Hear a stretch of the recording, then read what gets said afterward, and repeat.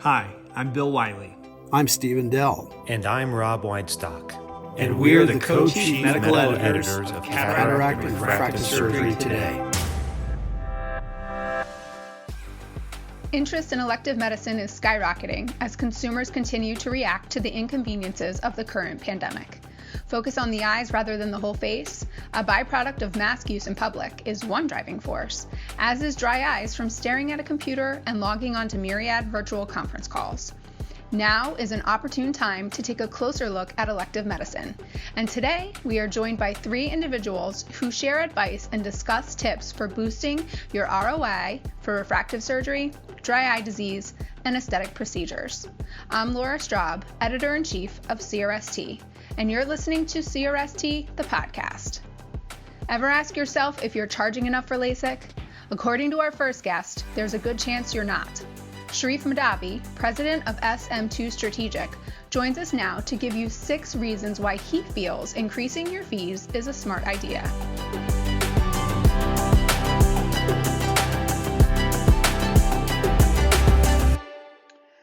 Ophthalmology is truly blessed, having both the most commonly performed surgical procedure in cataract surgery and the most commonly performed elective surgical procedure, laser vision correction or LVC.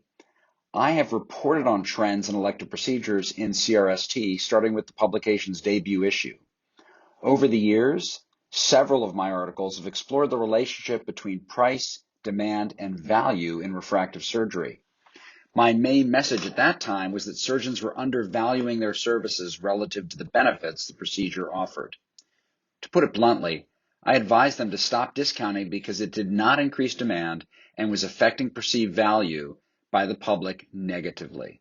Consumer research also indicated that most individuals didn't want cheap surgery. When LVC prices were lowered between 2000 and 2002, demand dropped, the category gave up $1.7 billion in revenue, and refractive surgeons lost an average of $335,000 in net income. Since that time, prices have stabilized while demand has fluctuated. LVC surgical volume is still far below its peak. Today, a quarter of a century after the first FDA approvals for LVC, there's another message that needs to be delivered. It's time to raise your fees. The initial approvals of the Vizx, Summit, and Bausch & Lomb excimer lasers came after a decade's worth of research and clinical trials. The evolution of LVC from PRK to LASIK created an immediacy of result that resonated with consumers. The introduction of femtosecond lasers for flap creation in the early 2000s improved the safety and public perception of LASIK. LVC outcomes today are typically far superior to what could be achieved when I underwent PRK in Vancouver, Canada in 1995. Having led the marketing team at Vizx during the company's U.S. launch in the mid to late 1990s, I was able to observe how surgeons and practices established their fees. The need to recover high fixed costs, the laser and its maintenance, and variable costs, procedural fees, marketing, and staff, led many practices to price LASIK at approximately $2,000 per eye. Ongoing surveys of ophthalmic surgeons by Market Scope around that time estimated that the average fee for LASIK ranged from $1,900 to $2,100 per eye. In 2000, according to Market Scope, the average fee dropped to $1,750 per eye, and it continued to decline to about $1,600 per eye in 2002. Unlike reimbursed healthcare, demand for refractive surgery is driven entirely by the market. As a result, manufacturers and surgeons have an incentive to improve technology and outcomes in order to expand the pool of LVC candidates and overall market demand. Numerous additional indications for LVC have been granted in the United States. Demand, however, has not followed. The number of annual procedures is well below the peak of 1.4 million eyes treated between 2000 and 2007. The recent increase in demand fueled by the pandemic is a promising trend. Consumers don't want to be wearing glasses with their masks. Here are 6 reasons why surgeons are not charging enough for LVC and should consider increasing their fees. Reason 1, tenure and reputation. LASIK has stood the test of time. It has earned a reputation for quality outcomes and 98% customer satisfaction, far surpassing what has been achieved with contact lenses. Most consumers know someone who has undergone the procedure. More than 10 million people have undergone LVC in the United States. Worldwide, that number is likely 3 to 4 times higher. Fear remains the key barrier for eligible patients. I, however, expect the popularity of LASIK and PRK to hold steady for the foreseeable future. SMILE also has the potential to expand the entire LVC category. The somewhat less invasive nature of this procedure will help more consumers become interested in LVC. Lastly, the expected FDA approval of the EVO Visian ICL will bolster the eligible pool of candidates who can benefit from surgical vision correction. Advocacy groups are essential to category development and growth. We now have both the Refractive Surgery Council and the Refractive Surgery Alliance helping to better align the messaging about LVC to consumers from the professional community. Both groups are careful not to position refractive technologies against one another. Rather, these organizations work to build public acceptance of refractive procedures as an alternative to spectacles and contact lenses. Back when LASIK could be deemed new or experimental, it commanded a price point of $2,000 per eye. The fee charged today should be commensurate to the procedure's proven track record and long-lasting result. Reason 2, true costs. Many practices calculate the cost of offering LASIK improperly with a bottom-up approach. This approach combines a list of individual line items, for example, marketing, procedure royalty fees, consumables, maintenance, labor, facility allocation, capital equipment depreciation, to generate a per-case cost.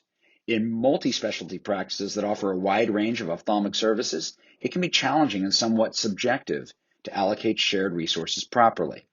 Depending on the age of the equipment, many practices calculate their cost to be around $1,000 per eye. Unlike a bottom-up approach, which tends to underestimate true costs, a top-down analysis is more accurate. This approach takes your annual costs and divides them by the total number of cases performed that year. It should include all direct expenses and an allocation for the facility and staff. In surveys of refractive practices we work with, the true cost ranges from $1,600 to $1,900 per eye. Part of this is attributed to external marketing budgets and upgraded facilities to attract self-pay consumers. Nonetheless, the cost to perform LASIK tends to rise, not fall, over time. If your fees have not increased, the result is eroding margins. As a rule of thumb, if cost represents 75% or more of your fee, it's time to raise your price. Reason 3, margin analysis. One challenge with fee setting is deciding how to value services above the cost to perform them. In business terms, this entails setting a reasonable profit margin that ensures the fee is within financial reach for patients. One way to determine the right margin for your practice is to compare the good or services to alternative offerings. For refractive surgery, this means comparing your profit margin for LASIK against the profit margins for spectacles and contact lenses. Spectacles and contact lenses typically produce gross profit margins, meaning the revenue less the cost of goods, of about 60% and 50% respectively. Although this doesn't take into account revenue from the eye exam or labor cost to dispense a pair of glasses or contacts, these margins are higher than what is typically achieved in refractive surgery, especially considering per-case disposables and royalties on top of laser amortization and maintenance. The benefits of refractive surgery as a permanent solution that a customer pays for once should be valued more highly than a temporary solution for which a consumer pays repeatedly. The situation is akin to buying versus renting vision. If the profit margins of refractive surgery were simply on par with those of corrective lenses, a range of $3,000 to $4,000 per eye would be justified. Reason 4, the impact of inflation. Inflation is the erosion of the value of a unit of currency over time. For example, perhaps your practice charged $2,200 per eye for LASIK 15 years ago, a price that was above the industry average at that time. If this price has been adjusted adequately to keep up with inflation, your practice is currently charging at least $3,000 per eye. If the prices instead remain the same, inflation has eroded the purchasing power of that revenue. A fee of $2,200 in 2005 is worth only $1,660 today. Inflation has a true impact on profitability. In the United States, people tend to dismiss this impact because we've been in a low inflationary environment for almost an entire generation. The average fee for all forms of laser vision correction has ranged from $2,000 to $2,200 for much of the past 25 years. Preliminary data from a survey conducted by MarketScope in Q1 showed an increase this year to $2,474 per eye. This statistic is encouraging. However, the Q1 average fee is still far below the $3,000 or more that would have to be charged to keep up with the rate of inflation. Reason 5, price and demand do not correlate. The period from 2000 to 2005 was one of great volatility in the average fees charged for laser vision correction. The low point occurred in 2002 when average fees fell below $1,600 per eye. Under pressure from discount-focused corporate providers and encouraged by some laser manufacturers, many surgeons lowered their fees to boost consumer demand. It was easy to assume that lowering prices would increase demand, but the opposite occurred. As average fees dropped by 20%, the total number of procedures also dropped by about 20%. Many in the industry attributed the decline in procedural volume to external events, beginning with the bursting of the dot-com bubble and stock market crash in 2000, and extending to the 2001 recession, the tragedy of September 11 in that same year, and Hurricane Katrina in 2005. The market demand for another elective procedure, breast augmentation, tells a different story. During similar time periods, the demand for breast implants tripled as fees increased by approximately 30%. In both breast augmentation and LASIK, the relationship between price and demand demonstrates what economists call inelasticity of demand. This term means that unit volume does not increase in response to a reduction in unit price. Conversely, an increase in price may lead to an increase in demand. This is what happened in refractive surgery when the introduction of customized ablations and femtosecond lasers forced doctors to increase their fees to help offset additional costs. Prices increased and demand followed a similar trend. Reason 6, price and perception of quality do correlate. In general, consumers have long associated price and quality. Many people believe that the more expensive something is, the higher its quality. This is only perception, of course, but it is one worth considering when establishing fees. It makes intuitive sense to charge more for something that delivers the life-changing value of refractive surgery. The static nature of LASIK fees over the past 2 decades is also a factor in the perception of quality. During this period, the prices of high-ticket items such as cars, houses, and other elective offerings have increased. The field of cosmetic dentistry offers a case in point. Some procedures in this specialty cost far more than refractive surgery. A smile makeover can easily run $20,000. These professionals are taught to review and adjust their fees regularly. As a result, cosmetic dentists make sure that their profit margins do not decrease as their costs increase. More importantly, an ongoing adjustment of their fees can maintain public perception of the quality of their services. If LASIK fees don't increase similar to other high-cost purchases, its being relatively cheaper may not be a good thing when consumers are conditioned to believe that more expensive means better quality. In conclusion, LASIK is a medical procedure that has associated benefits and risks. It's also an elective procedure that competes with other retail offerings vying for the consumer dollar. The pricing of retail offerings follows a different set of rules than what doctors are accustomed to in the traditional healthcare model. The life-changing nature of allowing people to see without corrective lenses is a modern-day miracle that can benefit more than half the population. Compare the cost of LVC with other similarly priced uses of discretionary income. You will likely conclude that few, if any, consumer purchases offer a similar benefit. Hopefully, this will allow you to increase your fees with confidence and attract even more patients to refractive surgery, many of whom will exclaim it's the best money they've ever spent in terms of return on investment.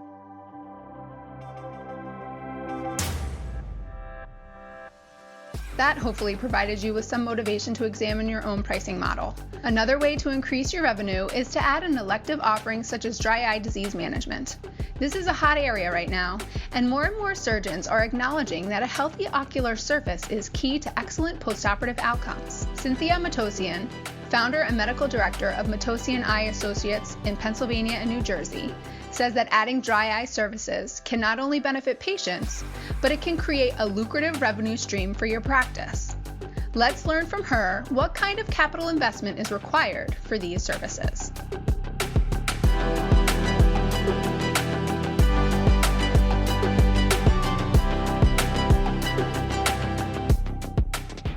A proactive approach to dry eye disease is essential in modern ophthalmology and optometry practices.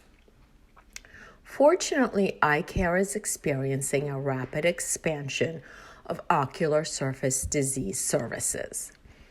A dry eye center cannot be built overnight. At least mine wasn't, but the rewards can be well worth the effort in terms of the improvements in patients' quality of life and the fiscal well-being of the practice. Dry eye disease is relatively high maintenance, chronic, and progressive. The foundation of a successful dry eye center is a genuine interest in treating patients with this disease. The release of the first presbyopia and astigmatism-correcting IOLs prompted my initial interest in OSD. I realized that keratometry readings and topographic maps might not be reliable if the tear film were unstable, and that this could lead to inaccurate IOL power calculations. I became inspired to offer OSD services, and I recognized that success in this area would require a dedicated team. I believe that a successful dry eye center at most practices requires the efforts of at least one physician and at least one technician. To encourage internal referrals, however, everyone at the practice should understand the OSD services offered. An office manager or lead technician can spearhead training for technicians and the front office staff who answer incoming calls. Depending on the size of the practice, it may be helpful to enlist additional doctors for specific, dedicated services. In terms of equipment, a basic dry eye disease service requires only a slit lamp and fluorescein and lissamine green vital dyes. The result of these tests and answers to a dry eye questionnaire, such as the Ocular Surface Disease Index, standard patient evaluation of eye dryness, or symptom assessment in dry eye can indicate how many of the practice's existing patients have dry eye disease. Building a dry eye center starts from this point. A common perception among providers is that offering dry eye disease services slows patient flow and impedes physician efficiency. I, however, would argue that dry eye disease is like other specialties within ophthalmology.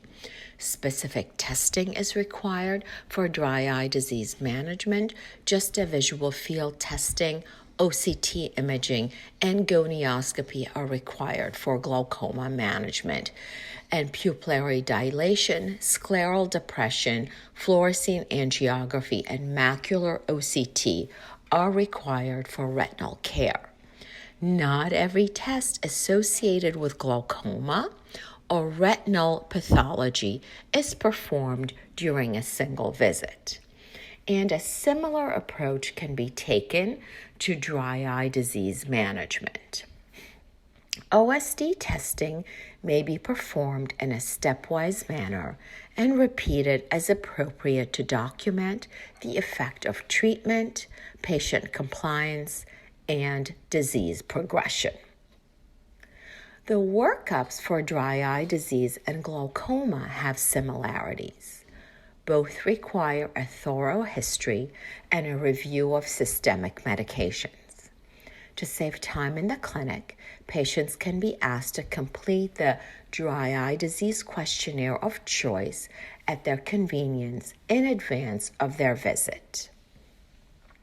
In addition to vital dyes, point-of-care tests such as Inflammadry and the TearLab osmolarity system have become indispensable in my practice.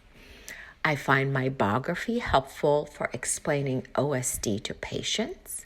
For example, I use information from the LipiScan Dynamic Meibomian Imager or the LipiView 2 interferometer to educate patients about the structural abnormalities of their meibomian glands.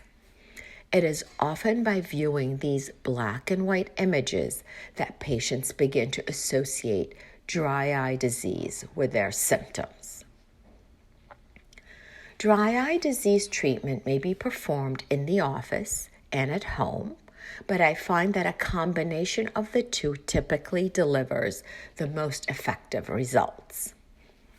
The three types of in-office treatment are heating and evacuation, intense pulse light, or IPL for short, and microblepharoexfoliation. All involve an out-of-pocket expense for patients. My patients have embraced these services, and their level of satisfaction with the results is high. In my opinion, mechanical and manual expression of the meibomian glands after heating of the meibum is far more comfortable for patients than manual expression without prior thermal treatment. Several devices use thermal energy to liquefy impacted meibum and relieve clogged glands such as the LipiFlow thermal pulsation system, iLux, and TearCare system. Each device has its benefits, including the following. Patients who are claustrophobic may prefer an open eye treatment such as TearCare. Individuals with tight lids or small interpalpebral fissures may benefit from treatment with the iLux. And those who prefer an automated approach with uniform thermal pulsation may be best served by the LipiFlow. IPL reduces inflammation by treating lid telangiectasia. When the correct wavelength is applied, this procedure helps close off abnormal blood vessels that may be leaking pro-inflammatory mediators. Patients typically begin with 4 IPL treatments scheduled approximately 2 weeks apart. Thereafter, 1 treatment performed every 6 months is recommended for maintenance. I often perform thermal treatment with gland evacuation and IPL in a sequential manner. Blefex can remove scurf and biofilm that may be blocking the meibomian gland orifices. Performing microblepharoexfoliation before thermal pulsation and before IPL can make both of these procedures more effective. Some patients, however, choose to undergo microblepharoexfoliation as a standalone treatment. I find that microblepharoexfoliation appeals particularly to patients who prioritize good lid hygiene. Not only can dry eye disease treatment at home complement in-office procedures, but it may potentiate their effect. Artificial tears alone cannot eliminate ocular surface inflammation. Practitioners who wish to specialize in dry eye disease management must develop a strong understanding of the drugs available. The objective is to tailor treatment to the presentation. This has become easier to achieve thanks to a growing roster of FDA-approved medications. In mid-October, Oyster Point Pharma received FDA approval of varenicline solution nasal spray 0.3 milligrams for the treatment of the signs and symptoms of dry eye disease. The parasympathetic nervous system controls tear film homeostasis partially via the trigeminal nerve, which is accessible within the nose. This novel nasal spray uses the parasympathetic nervous system to promote natural tear film production to reestablish tear film homeostasis. Many non-pharmaceutical dry eye disease treatment options are available for use at home, such as heated moisture masks, lid wipes and sprays, foam cleansers, and mechanical lid brushes. Oral omega supplements can be prescribed to support the health of the meibomian glands and lipid layer. Another prescription treatment option is the iTear 100, which is designed to stimulate tear through a vibratory approach when the device is applied externally to the side of the nose. Patients with dry eye disease visit their eye doctor multiple times per year according to the severity of their disease. These visits are billed to the insurance carrier. Several diagnostic tests recommended for monitoring dry eye disease are also billed to insurance. Because patients often become confused about which over-the-counter products to purchase at their neighborhood pharmacy, many dry eye centers make these products available for purchase on site. This is a convenience for patients, and it helps to ensure proper product selection.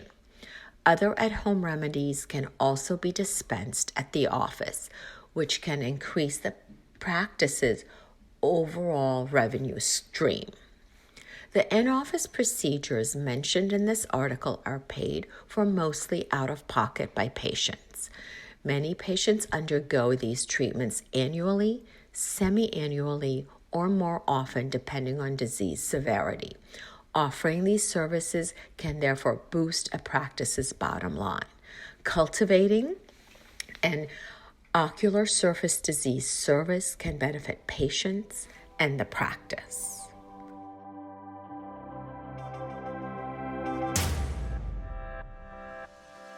Thanks, Dr. Matossian. Finally, let's talk about aesthetics in ophthalmology. Surgeons' attitudes toward aesthetics have changed over the years, and today more clinicians are recognizing the potential revenue that neuromodulators, dermal fillers, upper and lower blepharoplasty, and other aesthetics procedures provide a practice with. Amir Moarefi, an ophthalmologist in Los Angeles, describes his journey toward finding his niche in aesthetics, emphasizing how anterior segment surgery and ocular aesthetics are synergistic patient services.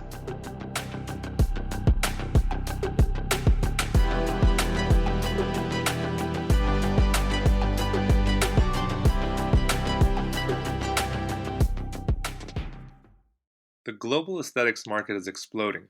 Projections indicate that revenue will reach $15.9 billion by 2025, up from $9.4 billion in 2020. According to one report, the expected compound annual growth rate, which is 10.9%, in this market is largely attributable to an increase in patient demand for facial aesthetic treatments and non-invasive cosmetic procedures.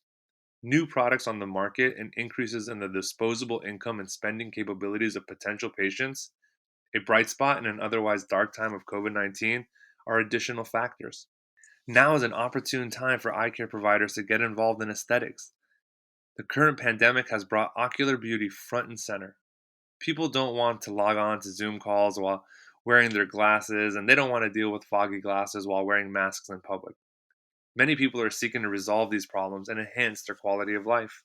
For cataract and refractive surgeons, hearing patients express how much they appreciate the gift of sight is a powerful experience. We love sharing in the joy they feel. Helping them achieve the look they want when they can see themselves more clearly is the next step. Aesthetic and anterior segment surgery share several synergies that can both lengthen the patient life cycle and grow the patient base. In my experience, many people who are interested in refractive surgery, lens or laser based, are also interested in elective procedures such as eyelid surgery, dermal fillers, and neuromodulators.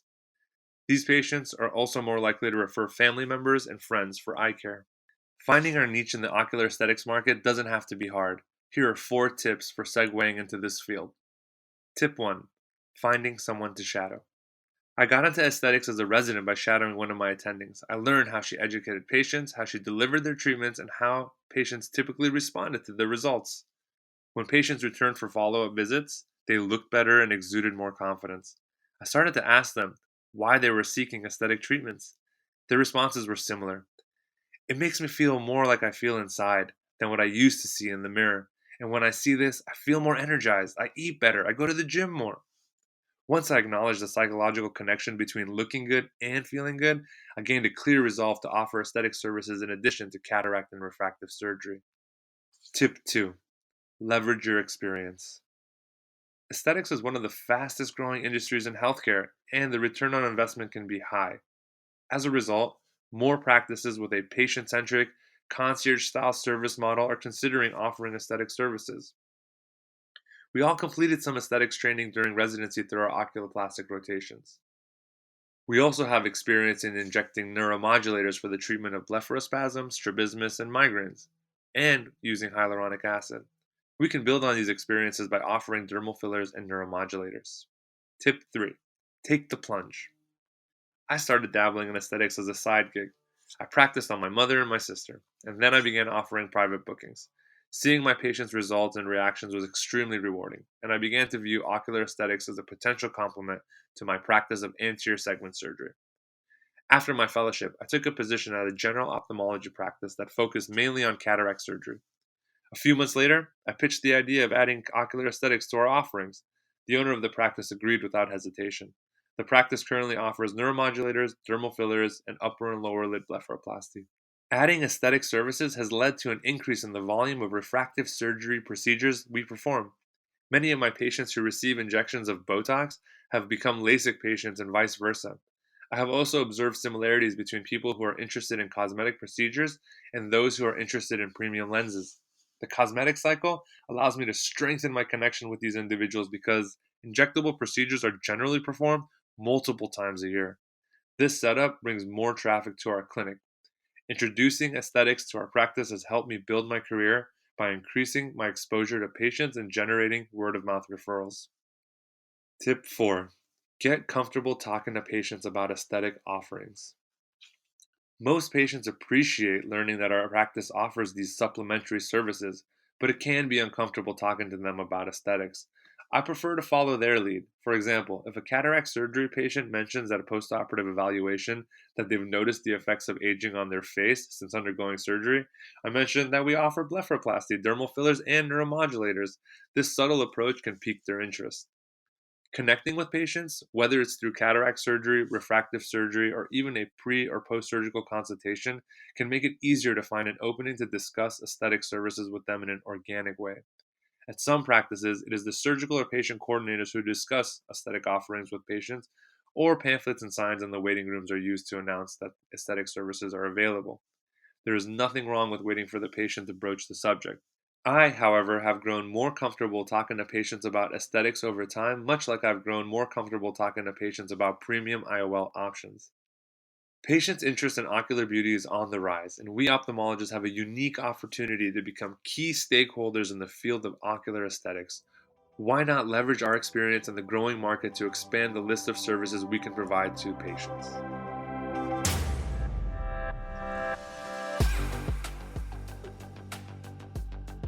That's it for today's episode. As we roll into December, I wanted to wish everyone a festive and joyous holiday season ahead. Thanks for listening.